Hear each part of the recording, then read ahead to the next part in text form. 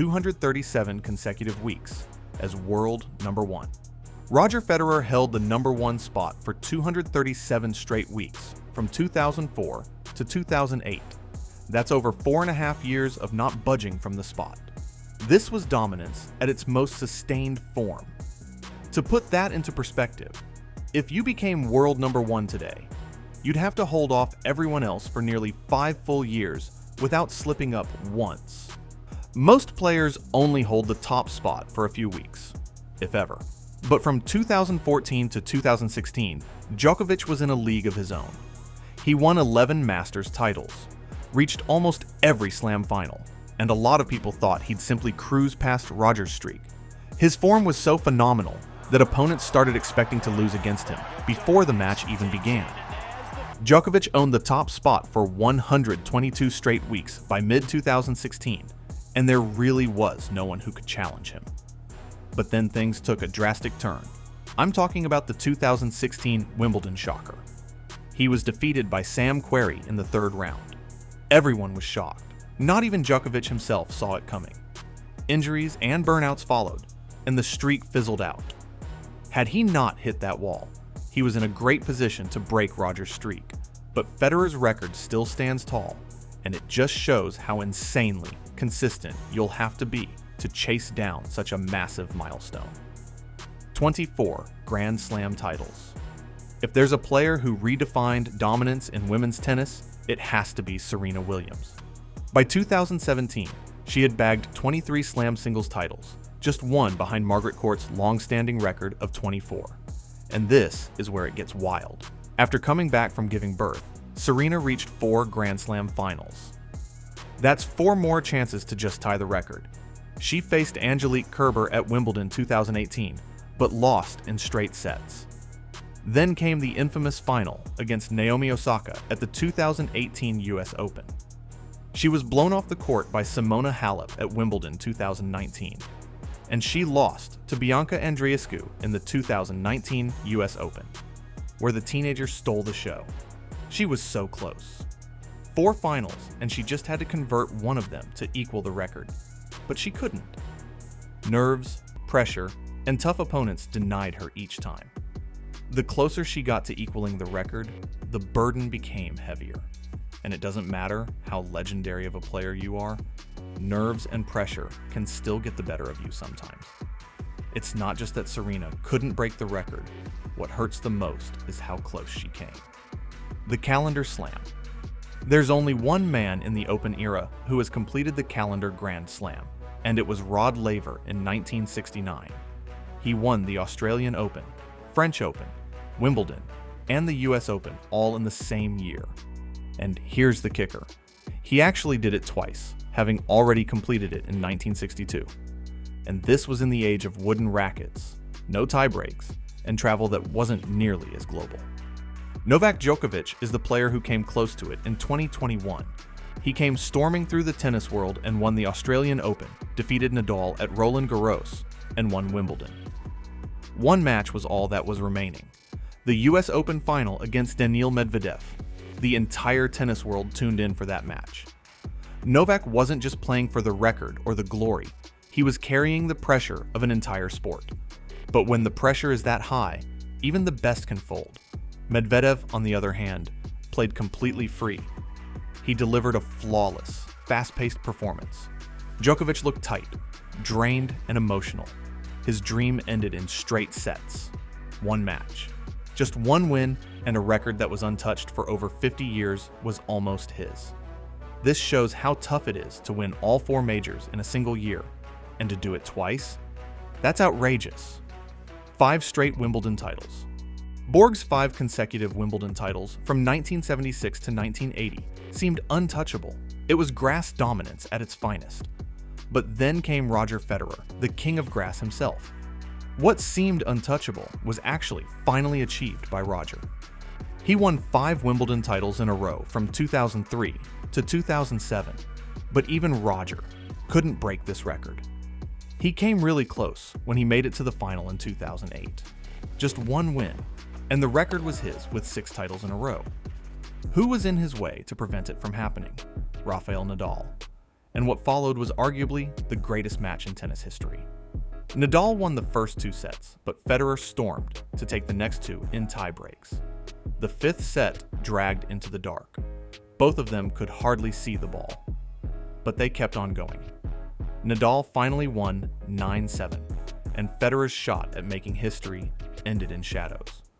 That match didn't just break a streak, it defined an era. Will a player break this record in the future? Maybe. But if someone like Federer couldn't, it's hard to believe that anyone else can. Golden Slam. In 1988, Steffi Graf won all 4 majors and an Olympic gold. That's what we now call the Golden Slam. It's the only time that has happened in the history of tennis, and this kind of feat is a rarity in all of sports. But there's one player, however, who came closer than anyone to pulling this off in 2012. Her name is Serena Williams. She won Wimbledon, then destroyed Sharapova for Olympic gold, and then won the US Open. But she crashed out early at the French and Australian Opens. Those 2 losses came out of nowhere, and it was a shocker for all the fans. Serena was expected to win. She almost did the impossible. 2 matches, that's all that separated her from matching Graf's crown jewel of a season. And now, it looks like we'll have to wait a few more years to see someone come even close to matching this feat. 23 straight Slam semifinals. Federer reached 23 consecutive Grand Slam semifinals from 2004 to 2010. That's 5.5 years of never exiting before the Final 4. Let that sink in. It's one of the most underrated records in tennis. But Djokovic almost got there. It looked like he could match it. Because from Wimbledon 2010 to French Open 2013, he made it to 11 straight semifinals. And many thought he had the stamina and the consistency to make a deep run towards over 20 semifinals.